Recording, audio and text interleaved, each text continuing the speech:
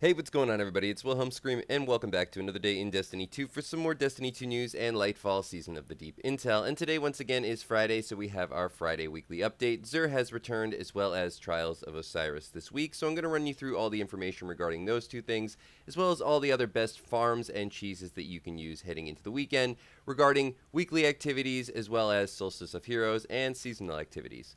First off, XUR can be found in the tower hangar today. If you're having trouble finding him, it's just because sometimes when he's in this area, he doesn't load in quite fast enough.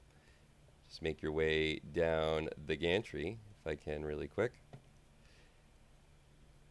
Some interesting loot, I have to say, for today. Haven't seen this in quite a while. We have the Black Talon. I actually don't know if I actually own this particular exotic, so I'm going to pick it up. Swords were never really my thing, and when I did use them, I never used an exotic sword. But this was pretty good in PvP, I heard, or I remember from when swords were super meta, so maybe consider picking it up. You never know when things will change, and they will be meta again. We have the Lucky Pants for the Hunter class with a 63 roll, nothing really special here. We have a Synthoceps with a 70 roll, which is the highest possible roll for any exotic. This, unfortunately, has a really poor stat distribution. I would have loved to have seen that mobility in almost anything else except, well, strength is okay. But if you don't have them, maybe pick them up just because they are a really, really good exotic and they play super well into the meta for PvE at the moment. But again, it's just sad to see 22 in mobility. Would have loved to seen it in resilience, recovery, or discipline. Even intellect I would have taken. And then we have the Getaway Artist with a 64 roll. Not terrible. Certainly good for Arc 3.0. Arc 3.0 isn't bad at the moment, so maybe consider picking them up, as they are a fairly good stat distribution with high resilience, discipline, and decent recovery. Intellect isn't too bad. 64, obviously not the highest you can get, but still, overall, I would say a B+ roll. For legendary weapons, we have the Nature of the Beast with Rangefinder and Snapshot Sight with a Handling Masterwork. This one also has Fast Draw and Steady Hand. We have a Disparity with Eye of the Storm, Desperado, and Ambush. This one also a Handling Masterwork with Arrowhead Break and Corkscrew Rifling.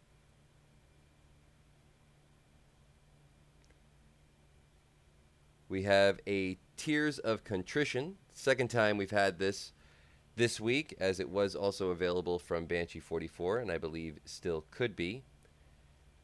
This with Chambered Compensator, Full Bore, which is great, Alloy Magazine, Appended Mag, No Distractions, Focus Fury, and Extrovert. I believe this is actually very similar to the Banshee 44 roll earlier this week. This is a Handling Masterwork. Remember, it is also a Deep Sight activation weapon, so if you don't have it, pick it up.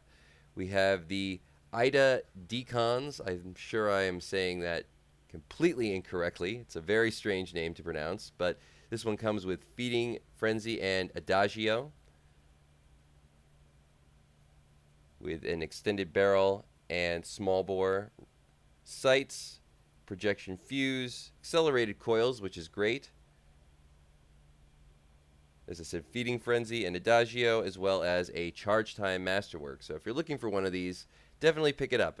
Very good, solid solar fusion rifle. For PvE, that is.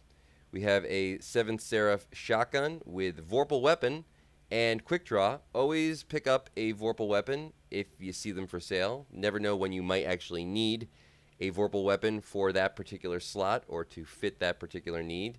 This, for special solar shotguns, is definitely a good one.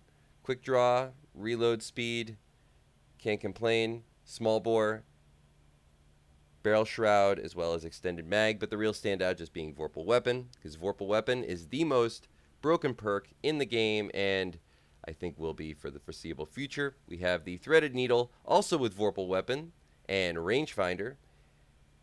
If linear fusion rifles were the meta, I would definitely pick this one up. I would still consider it, as they are still very good for certain bot DPS, though not all boss DPS. But with rangefinder, accelerated coils, particle repeater, hammer forge rifling, corkscrew rifling, as well as a reload speed masterwork, this is definitely a solid 8 out of 10 as far as linear fusion rifles go. And then we have the Eternity's Edge with Surrounded, Tireless Blade, Infinite Guard. Nothing to write home about. Impact Masterwork, very strange.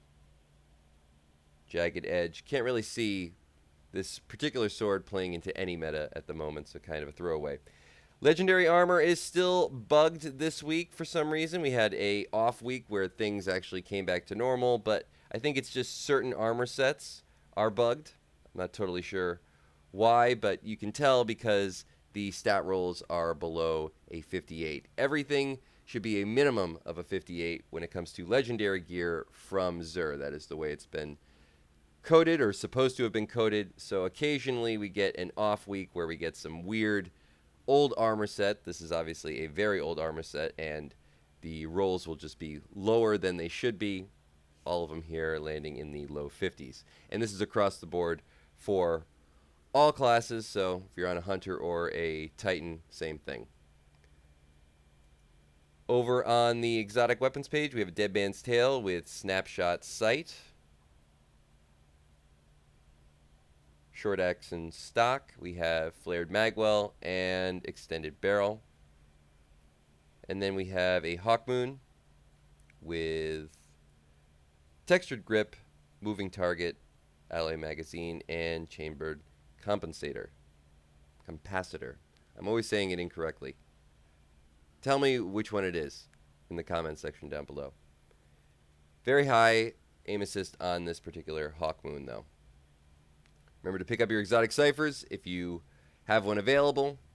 You will not be able to pick one up if you have one or full on exotic ciphers and haven't used any of them, so go use them. Tower Kiosk. Recommended. And that is going to be it for all the information regarding XUR today. We're now going to move on to Trials of Osiris, as we had a week off for Iron Banner.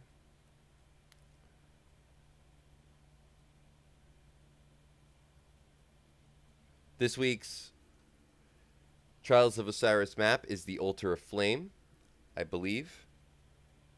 Let me know in the comments if that's incorrect, but I'm 99% sure. We have the Messenger, as well as the Unexpected Resurgence with Frenzy, Tilting at Windmills, and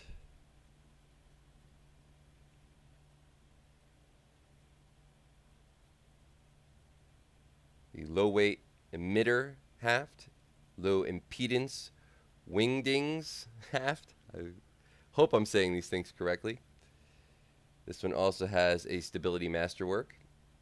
So if you're looking for the Glaive PvP Trials of Osiris, Glaive, said Glaive twice, then go pick it up. Not really sure why you'd be looking for that. It's not something that I particularly wanted or thought we needed, but here it is nonetheless. Messenger with Kinetic Tremors, definitely go after this. If you can just get to the rank 10, it's not that difficult. Kinetic Tremors are a great perk to have. This one also comes with Under Over, excuse me.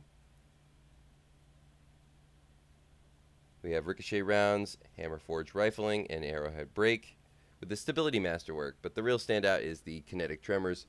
Really good perk, also a little bit broken, though not as broken as Vorpal Weapon.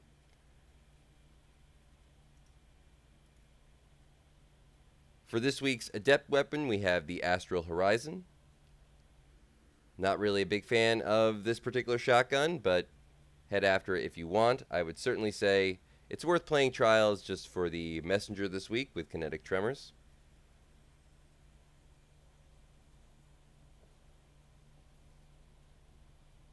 And I will do a video later this weekend about an incredible build and weapons meta for Trials of Osiris that I think is a great equalizer for even the novice players. So if you're just struggling to get to rank 10, I think I have the build for you, at least if you're on a Warlock, which I would definitely be the recommended class. Something I hadn't played with that much previous to a couple of weekends ago, but it really paid dividends, helped me out quite a bit.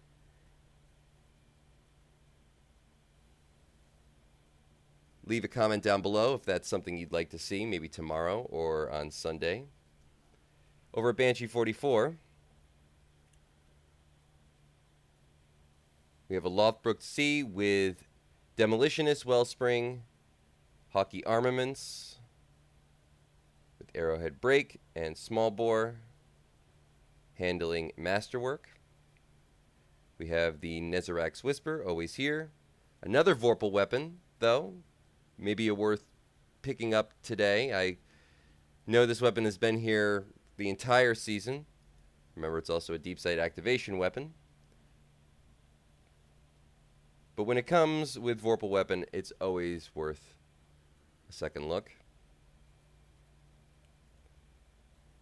We have the Ostringa, another deep sight activation weapon with triple tap, rangefinder, 2 excess. Might be worth the pickup.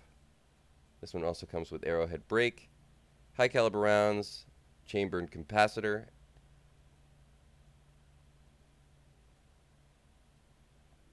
Solid B roll on that one, 8 out of 10. We have a Taipan 4FR with Vice Stinger, Repulsor Brace, and Compulsive Reloader. Liquid Coils, Enhanced Battery. This one has a range, Masterwork, Fluted Barrel, as well as Arrowhead Break. And then we have a Royal Chase with Dragonfly, Field Prep. This one with Corkscrew Rifling, Fluted Barrel, and also a range, Masterwork. Remember, these will rotate about 7 hours after the daily reset. So whatever time reset is for you, 7 hours later, these weapons will stay the same, but the rolls will change. And then the weapons will again change tomorrow. All these weapons won't rotate until Tuesday's reset. So get them as you want. Legal Action isn't too bad, as well as this sidearm.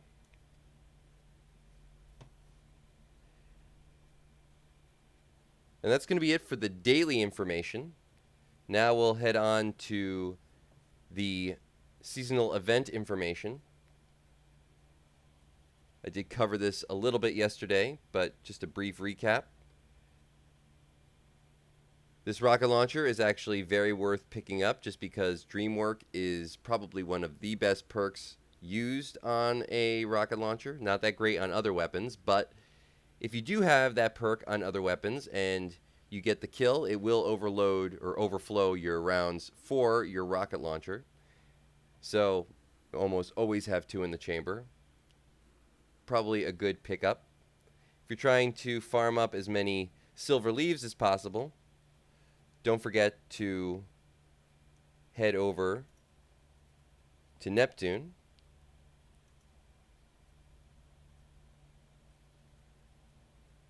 Load up the classic campaign, the first mission, and take it to right before you have to get in the pod section. That is a checkpoint.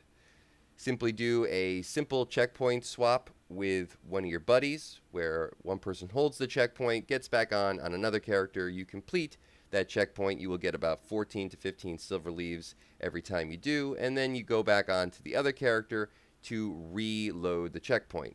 It's very fast. It nets you about 15 silver leaves, 14 or 15 silver leaves every minute. Good if you have at least one buddy or 2 buddies. If you're a solo player,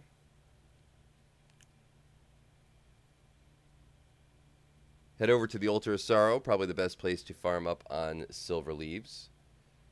We also have a Pit of Heresy dungeon this week.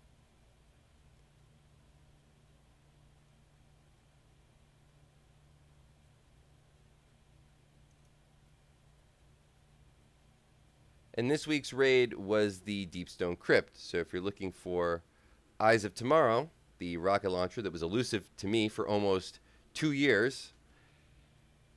Now is the best time to go and farm for it. Also, this is one of the easier red border farms, I still believe. So if you're looking for fast red border weapons, farm out the second encounter, the third encounter, first boss encounter. Fairly simple. Will net you, I would say, at least one red border every 2 completions. And you can complete that encounter in about 2 minutes. So, very good farm all around. Of course, you do need a raid group. Today's Legendary Lost Sector is over in the Throne World. And it is awarding exotic arms. Some very good exotic armor for the arms that I would actually say really play into that build that I talked about for Warlocks for Trials of Osiris. 2 in particular. But remember that if you're not looking for that particular piece of exotic on a given day, but it's a very easy Legendary Lost Sector, you can just go farm it. Make sure you have a full inventory of engrams on your person. All your engrams that you acquire from the end of the completed Legendary Lost Sector will instead be sent to your postmaster as an exotic engram. And then you can decrypt those exotic engrams on a different day where it's awarding a different piece of armor, and those exotic engrams will decrypt to that day's piece of exotic armor.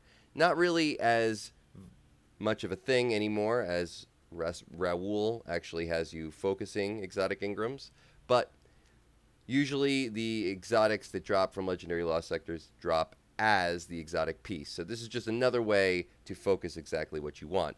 If you are looking for a pair of exotic arms, and you have done this already, and you have some exotic engrams sitting in your postmaster, simply take them out, and they will decrypt to this day exotic armor pieces.